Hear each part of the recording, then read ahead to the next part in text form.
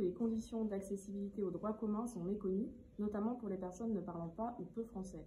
Les récentes politiques de numérisation des demandes marginalisent les publics dans l'exercice de leurs droits.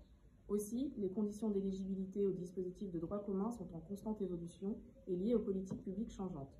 Cette précarisation croissante nous amène donc à penser des outils ludiques pour favoriser l'accessibilité à ces dispositifs. Nous avons fait le choix d'un jeu de société dans une démarche pédagogique et ludique. L'objectif étant de vulgariser et de rendre visibles au mieux les conditions d'accès aux dispositifs, permettant ainsi de lutter contre les non-recours. Cette démarche a pu faire ses preuves plus tard dans l'année avec la création d'un jeu de loi sur le difficile accès à la scolarisation des enfants habitant en bidonville. Nous avons donc pensé à un outil de formation interne avec une communication externe et une ouverture vers l'extérieur possible. Le projet Tinesol accueille des volontaires en service civique plurilinguistes, français, roumain et romanesque qui est une langue plus parlée qu'écrite. Il nous fallait donc un jeu bilingue, français et roumain. Ce jeu présente alors une limite, la nécessité pour les joueurs de savoir lire le français et ou le roumain. Nous avons choisi le nom de Paperclip qui signifie trombone en anglais, faisant ainsi référence au dossier administratif papier. Le jeu Paperclip est un jeu qui repose sur les règles du jeu des 7 familles. Les 8 familles sont remplacées par 8 dispositifs d'accès aux droits communs.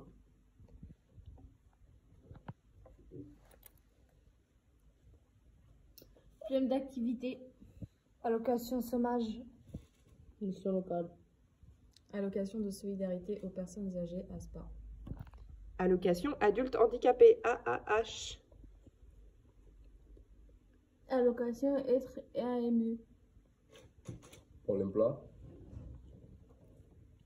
Complémentaire santé solidaire, CSS. Chaque jour commence les parties avec 100 cartes.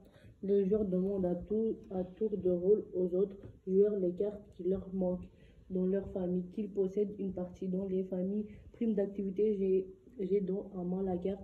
Travail, je demande à mon voisin la carte. Habiter en France.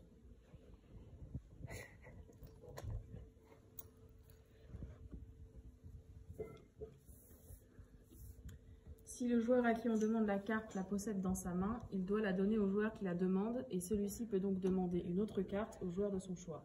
Si le joueur à qui il le demande ne possède pas la carte en question, alors il prend une carte dans la pioche. S'il pioche la carte qu'il vient de demander, il peut rejouer. Si ce n'est pas le cas, il passe alors son tour au joueur suivant. Lorsqu'un joueur parvient à obtenir toutes les cartes d'une famille, 6 cartes, il dit « famille » et les pose devant lui. Le but du jeu étant d'avoir le plus de familles à la fin de la partie, lorsque plus personne n'a de cartes en main et que toutes les familles sont posées sur la table. Le jeu a été proposé aux volontaires de Tinesol dans le cadre des formations administratives et a été apprécié par ces derniers, notamment pour son aspect ludique. Nous ne nous attendions pas à ce que les volontaires se saisissent de l'outil en dehors du cadre des formations administratives. Pourtant, les volontaires demandent régulièrement à jouer au Paperclip, et notamment dans les autres espaces, pause, moments de battement, intervention terrain annulée en raison des intempéries. Cet engouement a permis aux volontaires de mieux assimiler les conditions d'accès à ces dispositifs et même à en retenir la plupart. Ce jeu a été pensé pour le projet Tinesol, mais il peut être transposable et adapté à d'autres projets en lien avec des publics allophones. Il permet aussi d'avoir une approche interculturelle, plurilinguiste et de favoriser la mixité. C'est aussi un jeu qui peut permettre aux personnes francophones de mieux comprendre l'exercice de leurs droits. Il est donc adapté pour des accompagnements socio-éducatifs dans des cadres institutionnels variés. Finalement, cette démarche ludique peut être généralisée à d'autres types de besoins, notamment celui d'une meilleure compréhension des enjeux et des environnements interinstitutionnels, compétences des collectivités territoriales, justice en France, fonctionnement d'une association, etc. Cet outil peut également être proposé au centre de formation des travailleurs et travailleuses sociaux afin d'apprendre soi-même les différents critères d'attribution des dispositifs, mais aussi de se familiariser avec un outil qui permet de les retransmettre facilement aux futures personnes accompagnées. Notre rôle en tant que travailleurs, travailleuses sociaux est de lutter contre l'opacité des institutions et de leurs dispositifs en rendant accessible aux personnes accompagnées le pouvoir d'exercer leurs droits.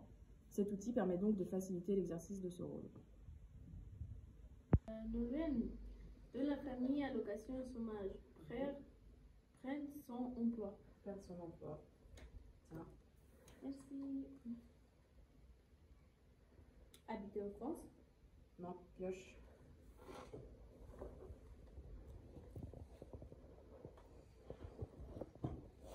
Ratier là, dans l'allocation, la fin de l'allocation chômage. Perdre son emploi.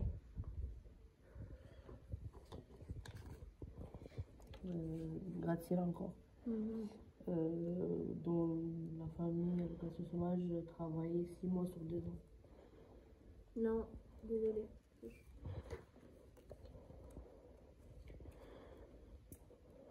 Elena, dans la famille allocation chômage, la carte perdre son emploi.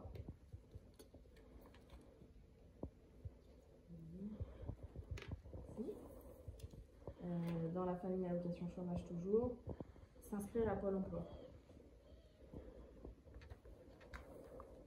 Et s'actualiser tous les mois. Non.